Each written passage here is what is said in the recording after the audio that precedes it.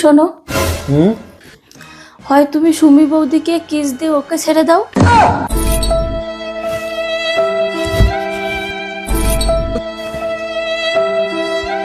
না তো নয়তো আমাকে কিস দিয়ে তুমি আমাকে ছেড়ে দাও।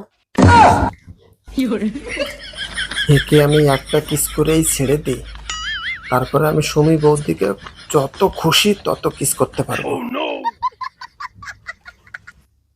তুমি জেনে শুনে বলছো তো? হ্যাঁ হ্যাঁ, না মানে আমি যদি 2 নম্বর অপশনটা চয়েস করি তাহলে তোমার খারাপ লাগবে না তো?